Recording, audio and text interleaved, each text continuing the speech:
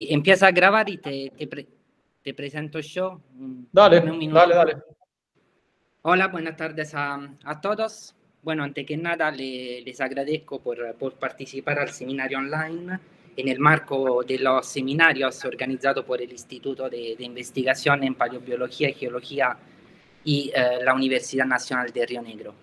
Y hoy tenemos el agrado de presentar a Patricio Villafañe. Y Patricio es geólogo de la Universidad Nacional de Tucumán y luego de terminar una maestría en Valencia y está ahora concluyendo su doctorado en el CONICET. Y hoy Patricio nos presentará un estudio conducido sobre las colonizaciones por comunidades microbianas en la Laguna Turquesa, en la Puna Argentina, y en particular nos hablará de la capacidad adaptativa de las comunidades microbianas al cambio climático.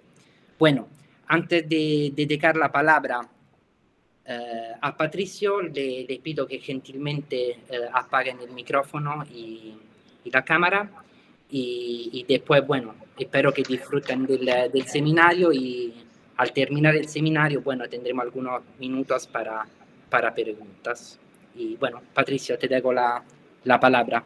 Y antes que nada, muchas gracias a vos también por aceptar de participar. Hola, buenas tardes. Muchísimas gracias. Gracias por la presentación. Bueno, le agradezco antes que nada a la Universidad Nacional de Río Negro y al doctor Pablo Sitton por la invitación. Como dijo el doctor, yo voy a hablar un poco de los microbialitos holocenos de la Puna frente al cambio climático en un lugar en especial, que es la Laguna Turquesa. Ya lo voy a introducir, uno de los lugares donde estoy realizando mi tesis doctoral.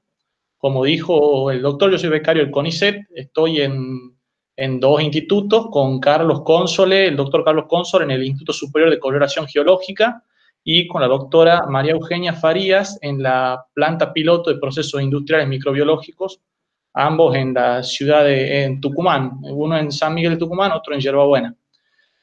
Bueno, yo les voy a hablar un poco de estos microbialitos holocenos que hay en la Puna Argentina y qué vamos viendo con respecto a su interacción frente a los cambios climáticos que tiene esta región.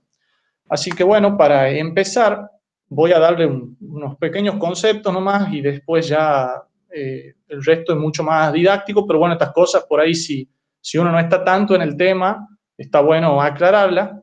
Los microbialitos son estructuras organosedimentarias que se forman por la interacción entre comunidades microbianas bentónicas con los sedimentos detríticos y químicos del ambiente. Hay tres procesos de formación, que son la captura de partículas sedimentarias, la biomineralización del tejido orgánico o la precipitación superficial de minerales sobre organismos y sedimentos. Estos tres procesos pueden actuar de forma conjunta o separadas o intercalarse a lo largo del tiempo. En los últimos años, si bien los estromatolitos o los microbialitos, en realidad nosotros generalmente vemos el término estromatolito más en los libros de geología, todo, pero ya lo correcto es hablar de microbialito. El estromatolito es un tipo de microbialito. Si bien los microbialitos han ido ganando mucha importancia en los últimos años, esto se debe a que cada vez se empezó a ver más su relación con distintos ámbitos de la ciencia, no solo la geología histórica y la paleontología, sino con los hidrocarburos, por ejemplo, o ahora la astrobiología. Su importancia radica en que son la evidencia de vida más antigua en nuestro planeta. Están hace más o menos 3.500 millones, 3.600 millones en el registro geológico y continúan existiendo en la actualidad conservando su línea evolutiva a pasar de los años. Los microorganismos que generan estas estructuras han sido la forma de vida dominante en el 80% de la historia de la Tierra. Como se ve en el gráfico acá en la derecha, los microbialitos aparecen ahí en el arcaico. La primera evidencia hoy en día en la formación Guarrabona, 3.600 millones de años, aunque se están estudiando evidencias un poquito más antiguas, y han continuado existiendo en el registro geológico, nunca desaparecieron, varió su abundancia, pero no desaparecieron y han superado muchísimas extinciones a lo largo de este tiempo, principalmente las 5 grandes extinciones en la historia de la Tierra. Bueno, un microbialito se desarrolla a lo largo de cientos o miles de años y su morfología interna es el resultado de la interacción entre los factores intrínsecos, que son los organismos productores, y los factores extrínsecos, que son los parámetros medioambientales, durante ese tiempo en el que se están desarrollando. Por lo tanto, si durante esos cientos o miles de años que ellos están creciendo, estos parámetros varían, esa variación se va a ver reflejada en su estructura interna, la cual queda conservada en el registro geológico y los hace excelentes indicadores paleoambientales.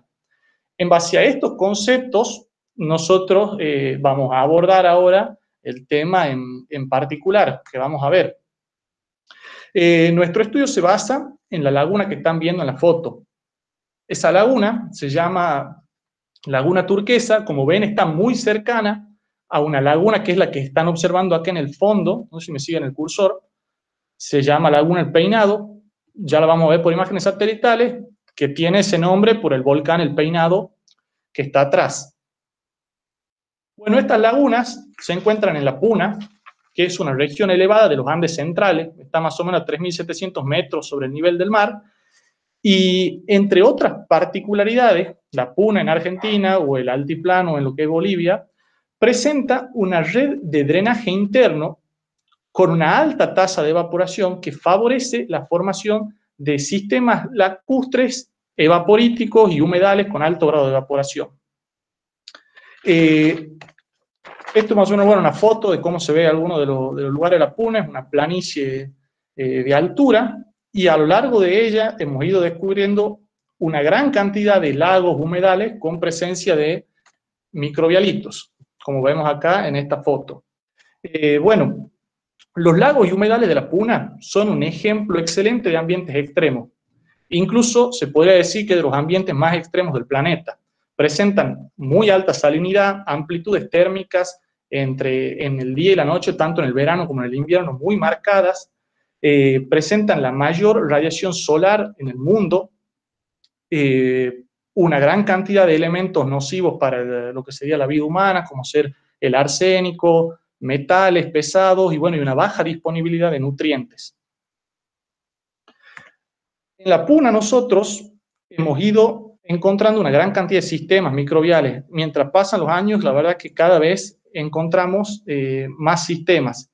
Todos estos sistemas se han estudiado primero desde un punto de vista mucho más biológico, cuando se lo descubrió hace 10 años, y recién en los últimos años se los empezó a ver de un punto de vista un poquito más geológico. Primero, que se estudia más que nada las comunidades que los formaban, su resistencia al arsénico, su resistencia a la radiación ultravioleta, pero por ahí no se tenía tan en cuenta todo lo que venía atrás de esa formación, no solo las capas vivas de arriba del microbialito, sino todo lo que, la estructura que fue dejando a lo largo de lo que se desarrollaban.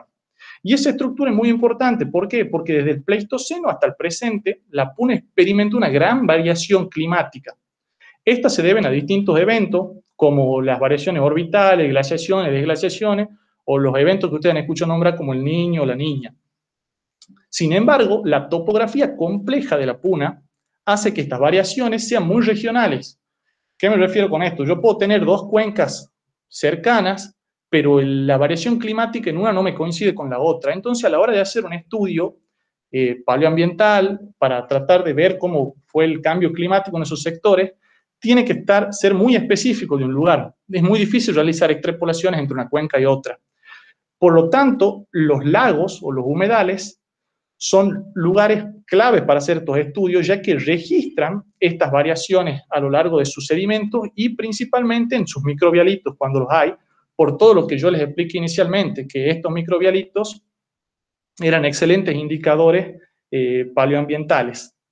Bueno, estos microbialitos, las bibliografías que hay hoy en día de estos microbialitos de la Puna, la mayoría los presenta como, están formadas por comunidades de microorganismos que están muy bien adaptados a este ambiente extremo, pero a la vez lo toman de frágiles, como diciendo que si este ambiente extremo presenta variaciones importantes o abruptas, podrían desaparecer, más bien, no desaparecer porque el microbialito está ya en el registro, es una estructura formada, pero podría dejar de seguir creciendo, ¿me entienden? Podría interrumpirse el proceso de crecimiento.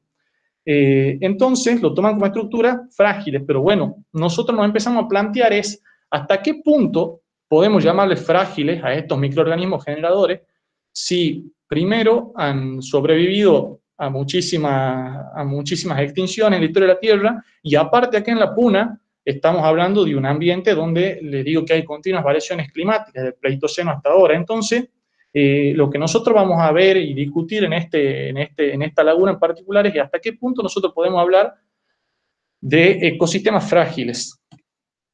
Bueno, acá hay una foto satelital, está recubierta con el cuadradito rojo, las dos lagunas.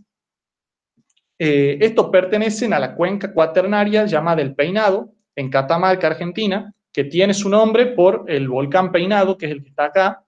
Hacia el norte ven las dos lagunas, el Peinado y Laguna Turquesa, y arriba pueden ver la terminación del Salar de Antofalla. Bueno, estas dos lagunas presentan la característica que están muy cerquita una de la otra. Ahí tenemos la flecha señalando a la Laguna Turquesa, que presenta una coloración distintiva, que le doy al nombre, pero está muy cerca de Laguna el Peinado.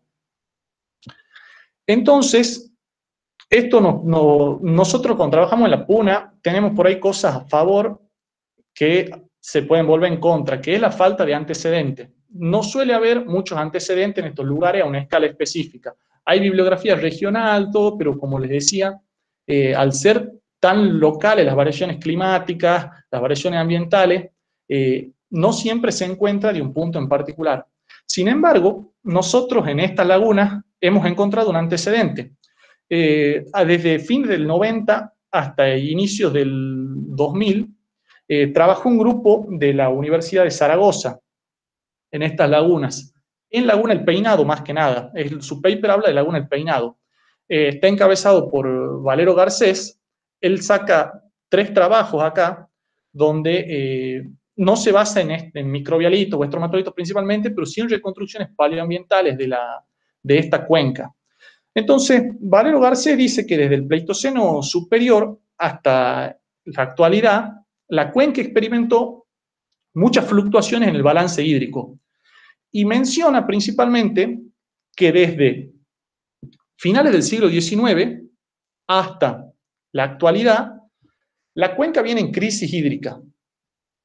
Valero Garcés describe en el Peinado, en la laguna del Peinado, o sea, en la laguna de acá abajo, no en la que trabajamos nosotros, describe 4 niveles de terraza y describe que el último nivel de terraza ya es una especie de paleocosta donde él ve la presencia de estromatolitos. Estos estromatolitos, él menciona en su trabajo que se formaron bajo el agua. ¿Por qué? Porque se observan determinado tipo de filamento de cianobacterias, diatomeas, todo habla de una formación subacuática. Sin embargo, la crisis hídrica lo dejó expuesto a condiciones subaéreas, digamos. O sea, él dice, bien, vengo desde fines del siglo XIX perdiendo agua y esto me dejó expuesto a los estromatolitos, le llama él. Después vamos a ver que exactamente estromatolitos no son, pero no está tampoco errado. Bueno, hasta acá tengo un modelo sedimentario, por decirlo así, normal, un modelo ambiental normal. No es el primer lugar en el mundo donde hay una caída en el nivel del agua y deja expuesto a estromatolitos donde se formaron bajo el agua. Sin embargo, nosotros realizamos junto con un laboratorio llamado LAMIR, el Instituto LAMIR de Brasil, bueno, el INMLA, que pertenece al PROIMI, el Laboratorio de Investigaciones Microbiológicas en Lagunas Andinas, y el INSUGEO, realizamos una campaña en el año principio de 2019, finales de 2018, disculpe, prácticamente 20 años después de los trabajos de Valero y Garcés. Cuando nosotros realizamos esta campaña, hacemos más que nada un mapeo en las dos lagunas y encontramos que, a diferencia de Valero Garcés, no había un solo nivel microbialítico o estromatolítico, y ese nivel tampoco, y esos niveles tampoco respondían a la misma descripción de él. Había algunos que sí coincidían con su descripción, que él habla de unos microorganismos donde hay alternancia de láminas micríticas con microesparíticas, estromatolito común. Sin embargo, encontramos otros tipos no tan comunes como trombolitos, como leucolitos, bueno, a lo largo de todas las dos lagunas. Este trabajo Nosotros lo presentamos en el Congreso Internacional de Microbiología en Francia el año pasado, fines del año pasado, y tiene muy buena repercusión, más que nada por el tamaño del yacimiento. Pero después, cuando empezamos a recibir los resultados de los cortes delgados y de todo lo que nosotros hemos hecho, empezamos a notar algo que nos llama contundentemente la atención. Nosotros habíamos visto en el campo, en Laguna Turquesa, habíamos identificado las terrazas que describe Valero Garcés en el nivel del Peinado. Habíamos identificado microbialitos con la composición interna similar a la que describe Valero Garcés. Sin embargo, Valero Garcés habla de un solo nivel y nosotros identificamos 3 niveles. 2 niveles, que serían el M4 y el M5 fósil, con una descripción interna similar a lo que habla Valero Garcés. Sin embargo, encontramos un nivel M6 bajo el agua, posiblemente aún en formación que siga creciendo. Eso lo vamos a ver cuando tengamos los últimos análisis. Esto es un estudio que todavía sigue, pero totalmente distinto este M6 de las condiciones de las morfologías que presenta tanto internas como externas M4 y M5. Acá vemos también una foto de campo. Por ahí, según el talud, estos se alejan o se acercan a la línea del agua, a nivel del agua, pero bueno, vemos acá el M4, M5 que vendría acá y M6 bajo el agua prácticamente.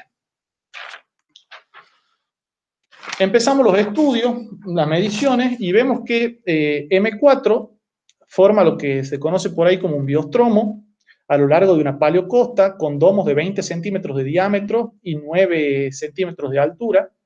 Cuando vemos la estructura interna, vemos que más que un estromatolito describe lo que es un oncolito, que es un microbialito internamente laminado, pero que crece de forma concéntrica, o sea, crece alrededor de un núcleo.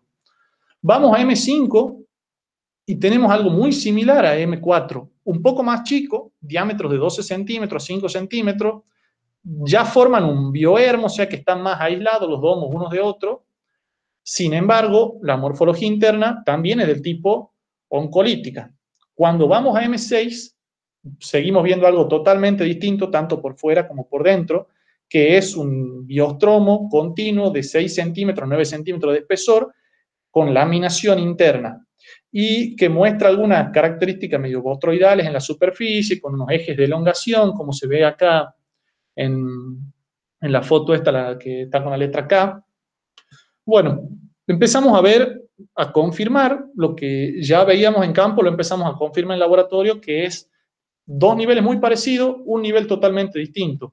Y nos sigue la pregunta de ¿qué pasó con Valero Garcés? ¿Por qué no vio esto? ¿Por qué él vio solamente un nivel y yo tengo tres niveles? Incluso si él hubiera interpretado al nivel 4 y al 5 como el mismo nivel, suponiéndolo, no vio el M6, que es un nivel que está prácticamente rodeándola por completo, la Laguna Turquesa. Entonces, eso ya nos parecía raro. Vamos a estudiar la microestructura de los niveles. La primera columna corresponde al M4, la segunda al M5, la tercera al M6. No se dejen engañar, la coloración de fondo acá es solamente una tinción, pero lo usamos para ver la porosidad, el relleno, digamos, que se le da. Bueno, seguimos viendo que M4 y M5 presentan condiciones muy similares en su microestructura. Ambos están formados alrededor de un núcleo de matriz carbonática fina, micrítica, microesparítica, con algunos clastos, tanto micríticos como clastos de origen ígneo. Observamos que hay unas zonas de laminación continua donde intercalan láminas micríticas, microesparíticas que cubren este núcleo. Y bueno, hay algunas variaciones en la laminación, ya a nivel hablando más de detalle, algunas zonas un poquito más de domo, otras zonas un poquito más de laminación clotted, pero en líneas generales el sistema describe la misma microestructura y el mismo proceso de formación de esos 3 que le mencioné inicialmente, que es la precipitación mineral in situ con influencia microbiana, o sea, el tercer proceso. Ahora, cuando vemos la microestructura del nivel 6, el nivel que está bajo el agua, ya nos encontramos algo totalmente distinto. Si bien yo sigo observando láminas micríticas y hay una intercalación de láminas, ya no intercalan con láminas microesparíticas, sino que intercalan con láminas donde hay cristales muy bien formados y de muy buen tamaño, láminas esparíticas en su totalidad, lo que habla de una intercalación entre el proceso de mineralización in situ, la precipitación mineral in situ por influencia microbiana, con un proceso más puramente químico de precipitación, donde no hubo tanta influencia microbial, y un proceso donde la nucleación pasa a un segundo plano con respecto al crecimiento de cristales, cosa que no pasaba en las dos anteriores. Entonces vemos, al igual que lo veíamos en la mesoestructura, en la microestructura el mismo patrón. Los M4 y M5 muy similares, M6 totalmente distinto. Vamos a ver, esto es algo nuevo. Nosotros realizamos isótopos estables para ver un poco los parámetros ambientales. Esto lo tenemos en estudio todavía, pero yo les voy mostrando cómo, por ejemplo, las líneas de ploteo isotópica de M4 y M5 describen caminos muy similares entre ellas, mientras que M6 describe otro tipo de condiciones. Pasa igual cuando vamos a la difractometría. Obtenemos mineralogías muy parecidas para M4, M5, mientras que M6 ya presenta variaciones. ¿Qué variaciones? Bueno, por ejemplo, en M4 y M5 el mineral principal mío es la calcita. Sin embargo, en M6 la calcita disminuye su importancia y empieza el yeso a ganar mucha más importancia, por ejemplo, y ganan más importancia los haluros también. Entonces, la química y los estudios ambientales se van por el mismo lado que la microestructura y la mesoestructura y la morfología externa. Dos niveles muy parecidos, uno totalmente distinto. Bueno, nosotros empezamos a pensar cómo esto, que se empieza a ver tan claro a todos los niveles, ¿por qué no lo vio Valero Garcés antes? ¿Por qué en realidad vio un solo nivel? ¿Qué pasó? Entonces tratamos de ir a los registros satelitales, porque 20 años en el tiempo geológico no es nada, digamos, 20 años no existe prácticamente. Entonces decimos que algo brusco tiene que haber pasado en esos 20 años. Y si bien la zona no tiene un registro satelital continuo, no hay un... ¿Por qué? Porque recién en el 2013 se lanza, si no me equivoco, el Landsat 8, que mejora la calidad de resolución de toda esta parte, pero antes no había una resolución muy buena.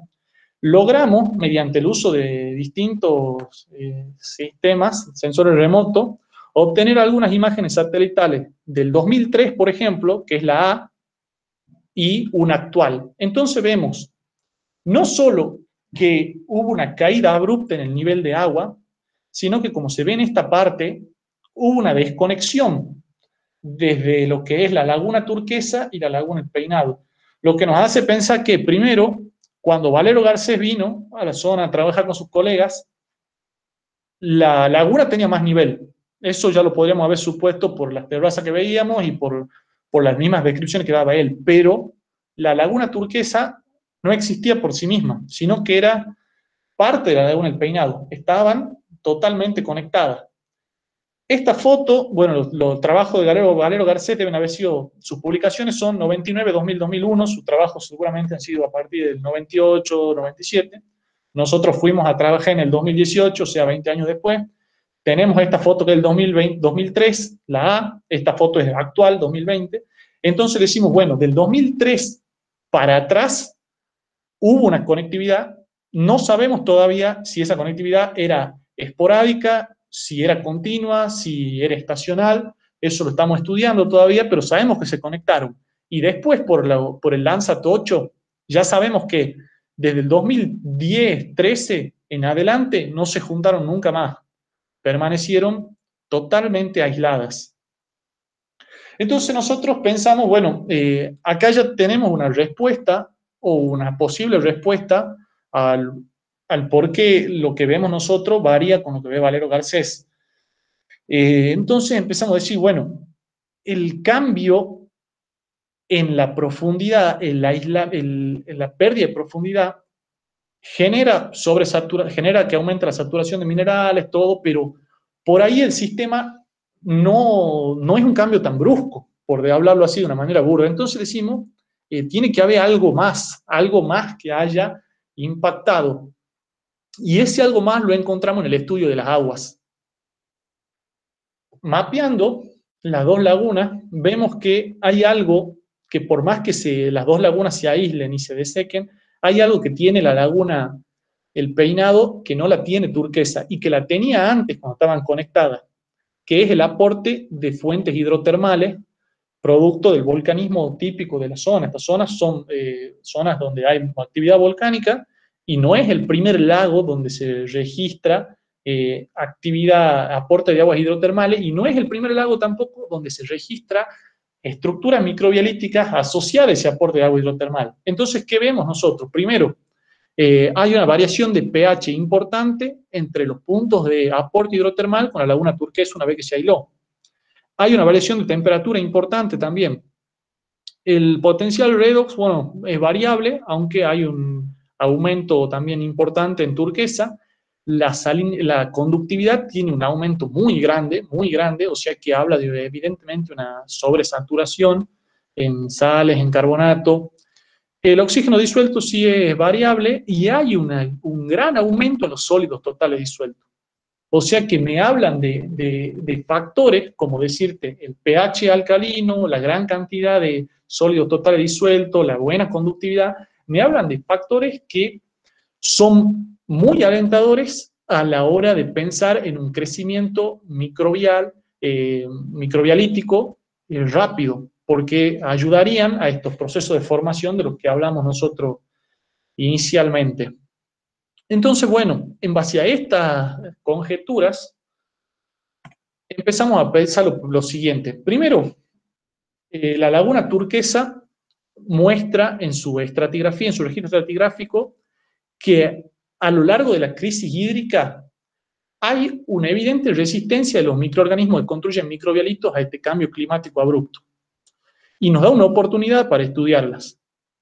Las similitudes entre las morfologías de M4 y M5 nos sugieren que, si bien estos niveles se pueden haber formado en distintos momentos donde el nivel del agua o el ambiente entraba en estabilidad, se tienen que haber formado bajo factores intrínsecos y extrínsecos muy similares, porque esto está reflejado tanto en su morfología externa como en su mesoestructura, como en su microestructura y como en sus componentes, en sus estudios químicos, digamos.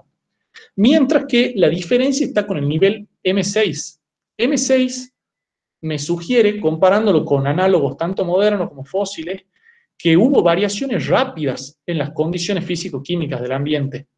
Y estas variaciones deben haber afectado cualitativa o cuantitativamente la composición de las colonias, lo cual me influye en los bloques de construcción, en el mecanismo de construcción. Entonces eso explicaría, esas variaciones rápidas implicarían que las condiciones del ambiente cambiaron, la colonia cambió, ya lo veremos si de forma cualitativa o cuantitativa, pero cambió, y tuvo que empezar a alternar mecanismos de construcción diferentes, o simplemente construir cuando podía y en algún momento la construcción ser reemplazada por una precipitación puramente química. Estas variaciones entre la formación de M4 y M5 con M6 se explicarían con el aislamiento de la laguna Turquesa y la laguna El Peinado, lo cual, como ya dijimos, le cambió el quimismo del agua, no solo por la desecación, sino por la interrupción de factores del aporte hidrotermal.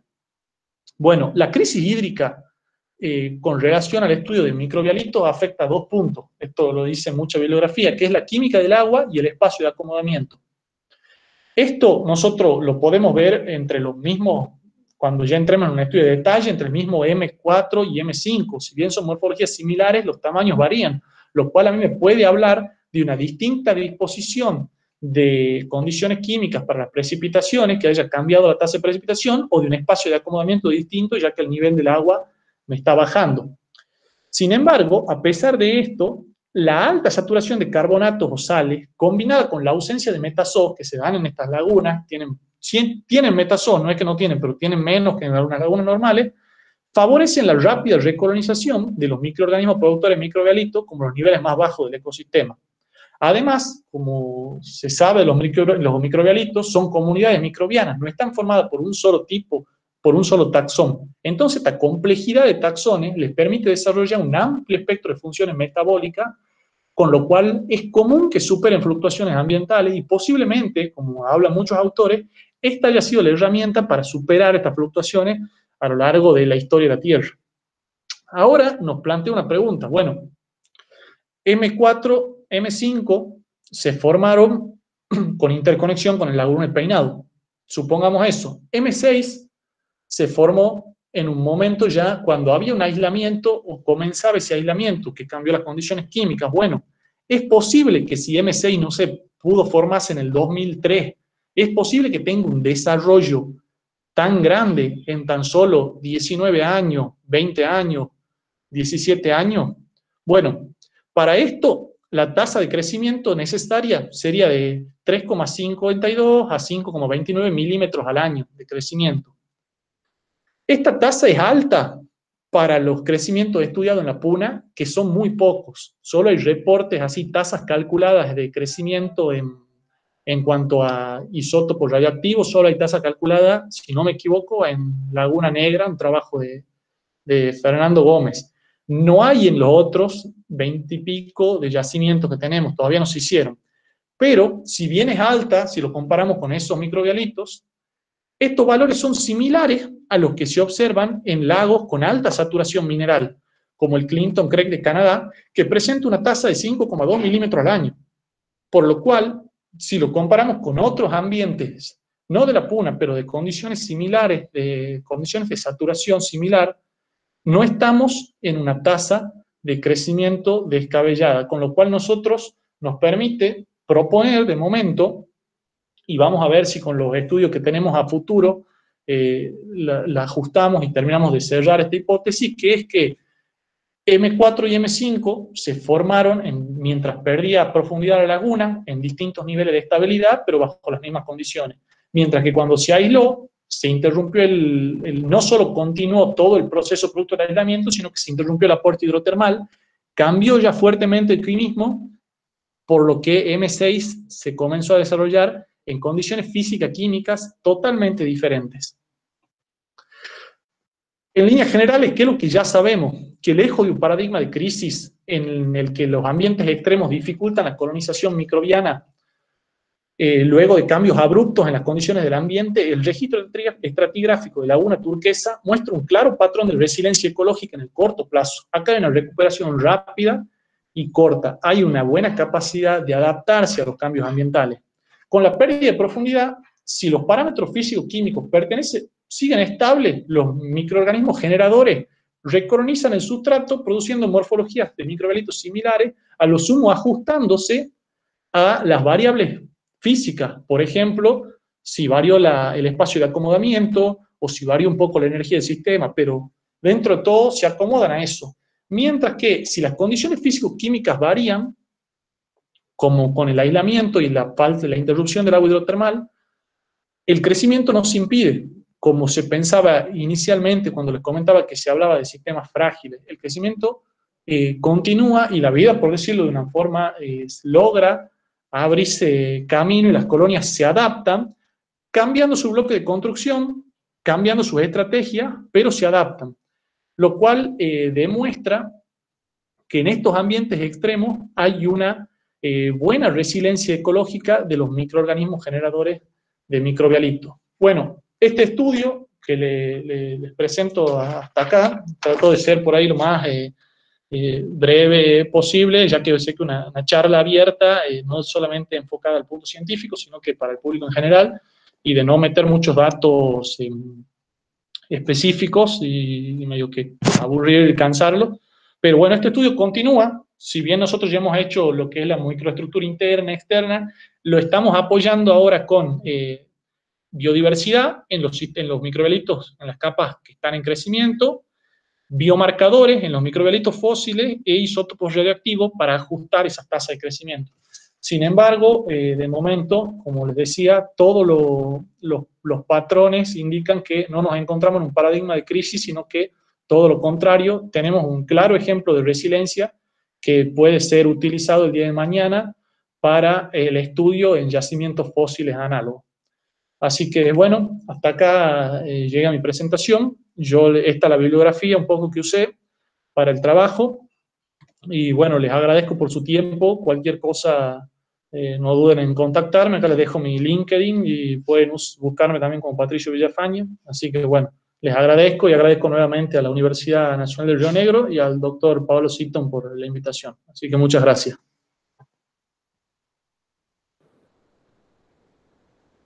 Bueno, muchas gracias a vos, Patricio, y estuvo genial, de verdad, re interesante, y la charla y la muestra que nos enseñaste y la interpretación. Y bueno, y parece que en el chat no hay preguntas, y a ver, si alguien tiene preguntas.